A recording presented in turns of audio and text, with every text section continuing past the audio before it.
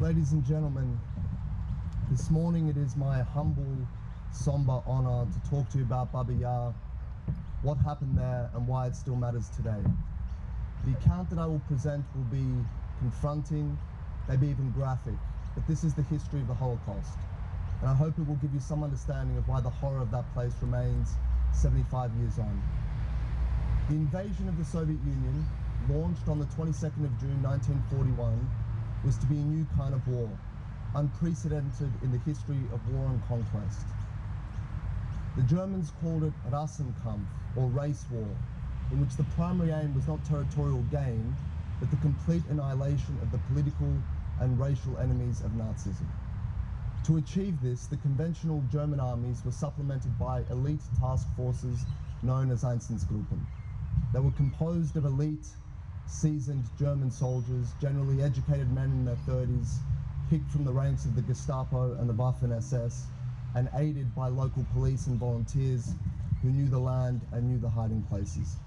Their mission was to ensure that once territory had been captured, it was then ruthlessly and completely cleansed of all elements deemed hostile to Nazism, chief amongst them the Jews. They would move with devastating speed, trapping the large Jewish population centers before the victims could discover their fate, then returning to conduct further sweeps, sometimes days later, sometimes weeks later, but they would always return to ensnare any Jews who had evaded the initial dragnet.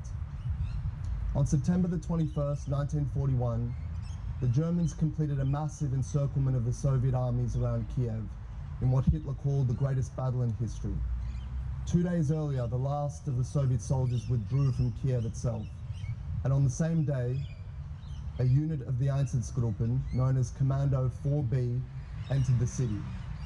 On September the 28th, 1941, notices appeared throughout the city commanding the city's Jews, they were referred to by the pejorative Zhids, to assemble the following morning at Babi Yar, a great sprawling expanse of ravines and parklands on the northern outskirts of the city.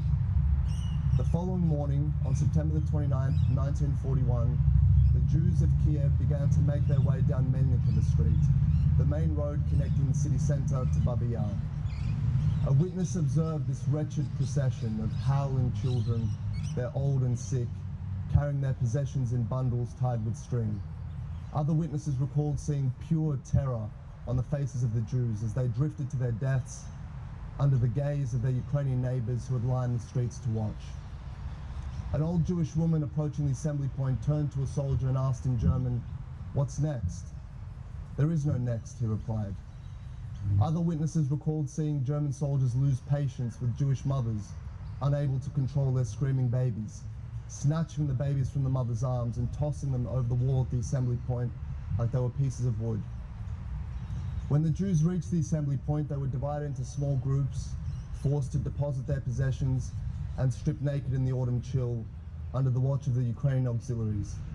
Then they were made to pass through a tight cordon of German soldiers with dogs, where they were clubbed mercilessly before reaching the other side. Naked, wounded, bewildered, the Jews were powerless to resist and were obedient without recorded exception. A witness recalled that the German soldiers appeared drunk in a sort of sadistic rage, while those looking on laughed happily as though they were watching a circus act. Now teetering on the edge of the ravine, clutching their children, the Jews awaited the fire of the machine guns before toppling into the void beneath. Some were not mortally wounded, slowly bled to death under the piles and piles of bodies. Others slowly suffocated under the earth that was heaped on the victims after each day of shooting. Residents heard the sound of machine guns from morning until night and reported that the killing site shifted and groaned for days after the massacre. At night, the soldiers lit bonfires, slurped coffee from aluminium cups, and helped themselves to 20 women designated for shooting the following day. Babi Yar astounds for the dizzying speed with which the city's Jews, who had been fully integrated with their Ukrainian neighbors, were snatched from an ordinary suburban existence to the hell of that ravine, and for the sadistic enthusiasm with which the operation was carried out. There is nothing banal about the evil that was at Babi Yar. Some Ukrainians sheltered and protected their Jewish neighbors, but for the most part their reaction ranged from apathy to willful participation. The Germans reported receiving more tip-offs about the hiding places of Jews than they were able to process. Elie Wiesel wrote that there is nothing to see at Babi Yar, and he's absolutely right. I returned there just a few months ago. There is no infrastructure of mass murder to educate and remind, as at Auschwitz or Dachau. You have to close your eyes to see the thousands upon thousands toppling into that ravine. You have to focus with all your energy to hear their cries in a place so peaceful and so natural, may as well be these very gardens. And that is precisely why we must remember, because it is so difficult to contemplate and so easy to forget. When we remember Babi Yar, we remember all of the Jews massacred throughout the vast lands of the former Soviet Union. Over 1.3 million Jews were killed in this way.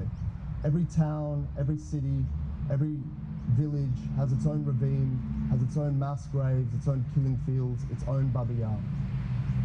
And in many of these places there are no Jews left to bear witness. In some there were no survivors at all, no monuments stand, certainly no museums or resident scholars to inform the locals and the visitors.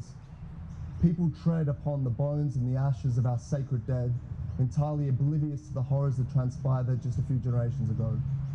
And if we will not remember, if we will not educate ourselves and others about the true breadth of the tragedy that consumed our people, then who will?